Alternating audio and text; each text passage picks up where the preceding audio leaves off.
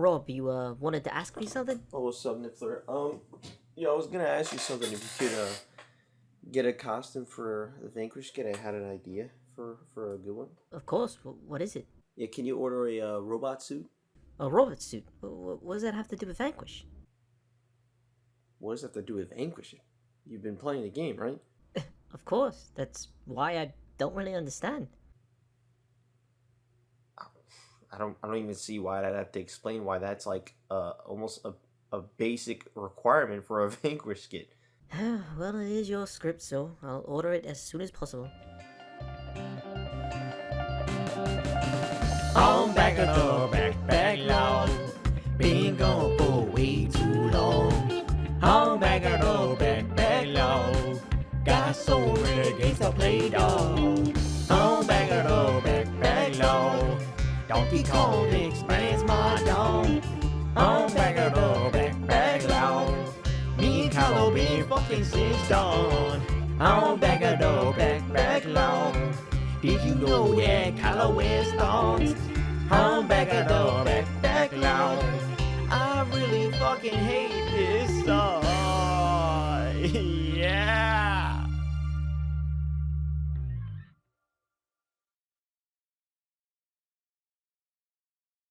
Vanquish. Alright, what is up guys, it is Robert of Gaming with me, and welcome to Back of the Backlog, the series where we take a look at the games that I recently beat off my backlog. Today's episode is on the game, Vanquish. This is a game where I actually don't really remember how I found out about it, but what I do know is that it was a shooter made by PlatinumGames, directed by Shinji Mikami, creator of Resident Evil, and that was enough to make me want to at least play this game.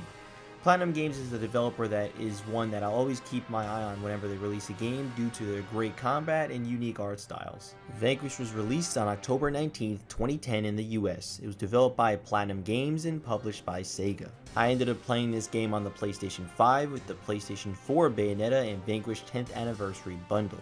Well, is this game that I don't know too much about any good? Well, here we are 14 years after its original release. Let's talk about it. Let's talk about the story first.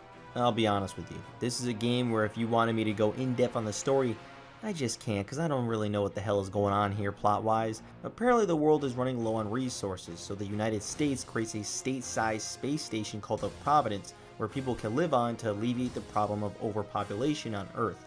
Russia then takes control of Providence and uses its energy to attack San Francisco, which shows people exploding and dying in a pretty crazy way. So the US sends armies to take back control of Providence as Russia plans to do the same to New York in 8 hours. We follow the character Sam Gideon, a DARPA soldier, someone who takes direct orders from the president and is also sent to help with the war. He fights alongside Robert Burns, the commanding officer, although he doesn't really like DARPA and therefore he doesn't really care for Sam. That's the intro, and yes, I did have to look that up. To me, it's just Sam is on this space station and trying to stop the Russians and their crazy robots. Regardless, it introduces some memorable characters such as Sam and Burns and the game's over-the-top cutscenes and atmosphere. Sam hilariously always pulls out a cigarette to smoke at literally any time, and hell, you could even pull one out whenever and throw it to distract enemies. The seemingly unlimited supply cracked me up. These characters are like superheroes with their jumps, falls, and punches. It is so damn ridiculous, but that's why I love watching these cutscenes. It's not the main focus, at least to me, but it is fun to watch some goofiness or back and forth banter from characters. Right off the bat, visually this game is pretty damn awesome. The color palette isn't great with everything all gray, but the environments are overall pretty damn cool.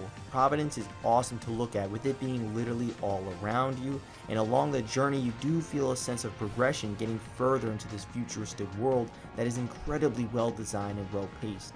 The pure chaos on this station is massive and the background showcase it all. It's one of the coolest locations in gaming perhaps ever. I cannot understate how awesome seeing this constant station from all angles as far as the eye can see. Earth needs to catch up with other planets because Providence reminded me of locations I've been to before. It is crazy how backwards technology is for you probably. Other than games of course. Yeah, but these other planets don't have you guys. Wow. Thank you, Vin. That was really sweet of you. Wow, oh, I'm not very good at this sentimental stuff.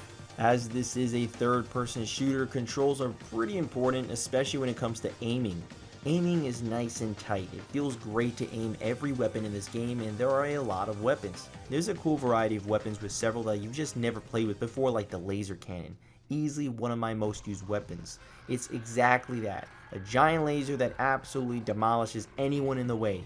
You are able to carry 3 weapons and switch out with others whenever you run into one, but since the start of the game, the laser cannon stayed in my arsenal and just never left. It's my favorite weapon that is perfect for many enemies, although when it comes to the bigger guys, more traditional style weapons like an assault rifle or the boost machine gun is more of the way to go, which can deal a lot of heavy damage.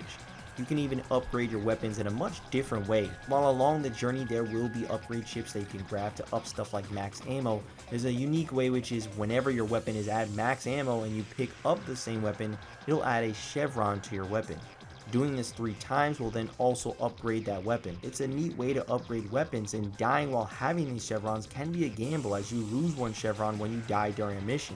Admittedly, I didn't quite notice the difference in damage between the upgrades, but the extra ammo was of course great to have. I played the whole game just by meleeing everything. Is that even possible? Well, I did it, didn't I? I don't know. I kinda call bullshit on that. You're calling me a liar. Yes, because that sounds horribly annoying. I love a good challenge. But you just made up that challenge. It just sounds bad. Bad ass. Okay, whatever bro, do you think? And in terms of controlling, saving the best for last, one of, if not the best parts of Vanquish is Sam's incredibly unique movement. It's not only unique for a shooter, but for video games in general. As you have been seeing in the gameplay, Sam can roll around, slow down time, and slide around in a super fast way. Piecing everything together can take a bit of getting used to, but when the controls fully work with you, it is absolutely fantastic and makes for some of the best movements in a shooter. You can feel the action and fluid combat of PlatinumGames being molded together with a third-person shooter. This boost in movement isn't something you'll be using every single second, as you could die super quick if you aren't careful.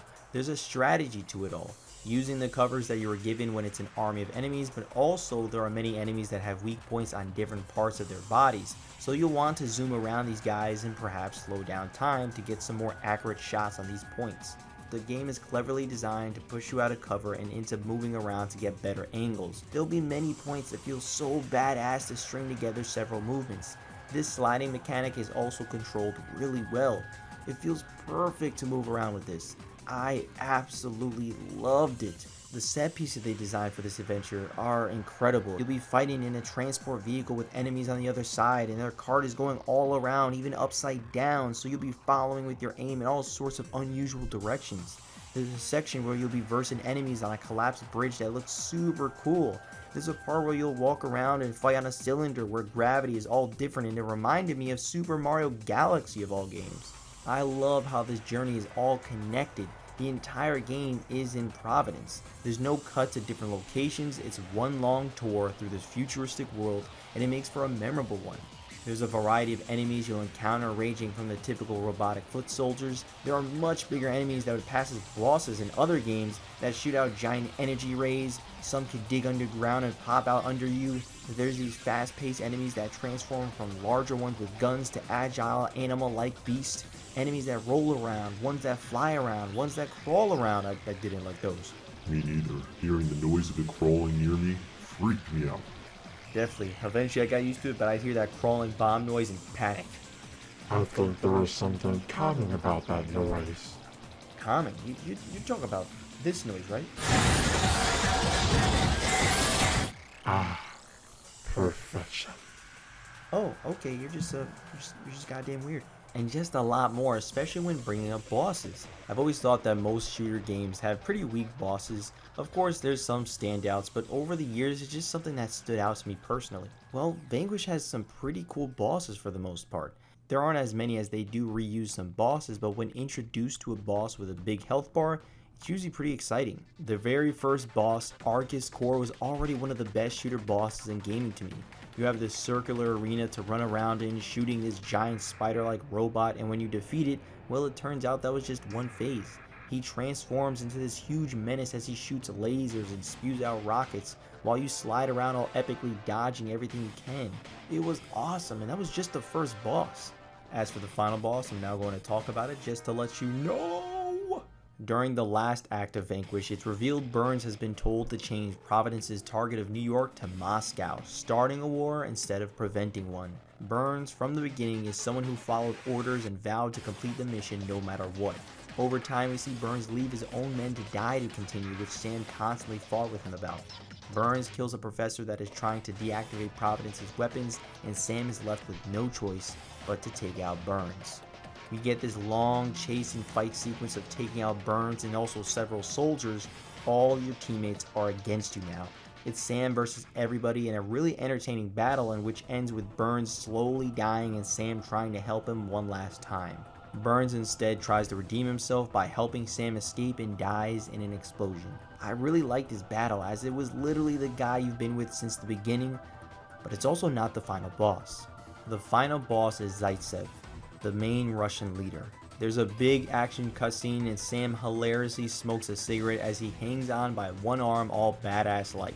Once he gets up, Zaitsev tells Sam that the president has actually teamed up with Russia and was just going according to plan. Sam refuses to have this war happen and has to take out Zaitsev, which are these two guys that are super fast that slowing down time is almost a must. I focused on one at a time as they shoot around the pretty sizable arena and sometimes get close to you to try to melee, and I did end up dying a few times. Well, one move after another, I slowly chipped away at them until one remained. Thankfully, they're pretty lenient with checkpoints and give you one when one is killed. Finally, you defeat Zaitsev after a quick time event, aka mashing a button or telling you to push a random button and you have like 2 seconds to push it, which was unfair and out of nowhere, but they also placed a checkpoint there too, as I'm sure they realized. Games in this era loved QTEs for some reason. For some games, I get it. For a game like Vanquish, no, it doesn't need to exist. Regardless, the two guys you versed were actually robots remotely controlled by Zaitsev, and he was somewhere else, completely safe and ready to nuke the Providence to make sure no one can reclaim it. Sam quickly takes an escape pod out of Providence and floats out into space and returns safely. Providence is destroyed and Sam reunites with his partner Elena, who helped him behind the scenes. Many are safe from Providence's wrath, but the world isn't exactly safe as Zaitsev is still alive and moves on to their next phase. The president kills herself as there was no hope of getting past the treason she pulls, which was honestly pretty brutal. Then the credits roll.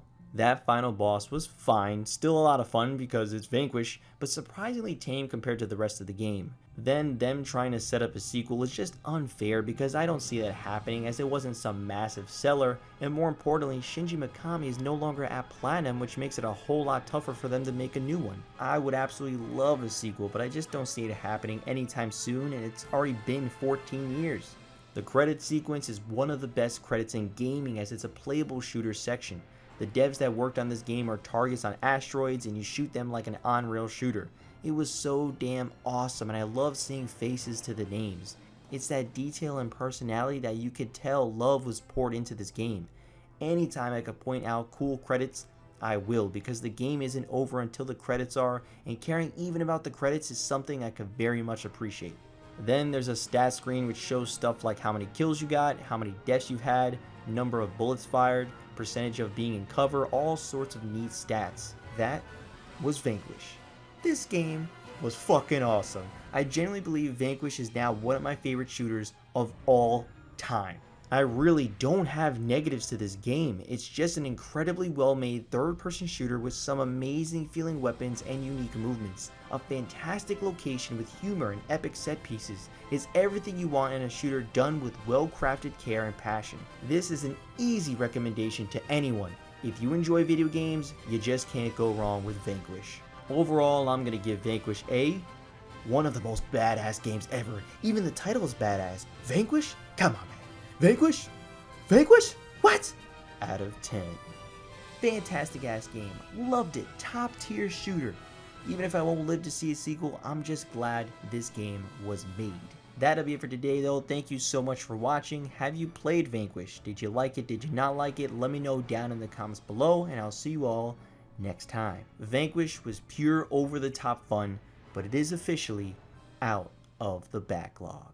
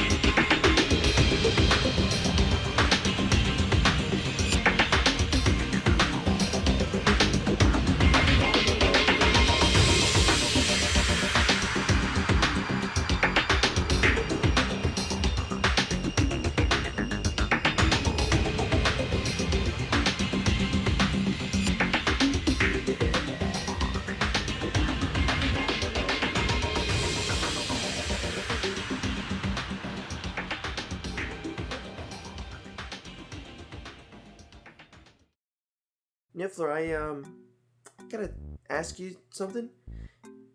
Mario gave me this and said you ordered this for the Vanquish skin. And I just gotta ask, man, what the hell is this? Why did you get a Robert Pattinson shirt for Vanquish? Well, you literally asked for a robot shit. Oh, it's your accent. I said a robot suit. A robot. Robot. Okay, alright, yeah, that makes a lot more sense. What the hell does Robert have to do with Vanquish? And why Robert Pattinson? Well, that's why I was so goddamn confused and asked you the same bloody thing. I thought maybe you meant Robert Burns, but I couldn't find a Robert Burns shit online, so I don't know, I picked Robert Pattinson. Next best thing, I guess. You didn't think for 1 second to ask if this shirt would work? You went from Robert Burns to Vanquish, straight to Robert Pattinson? Well, you start to get quite pissy when I start asking you questions, bruv. Alright, note taken. Just next time, ask me a question, because we obviously can't make a Vanquish skin anymore with this. Although, you know what's funny, this kind of does work for our next game. Holy shit, yeah. You're right, yeah. That actually does kind of work for the next game.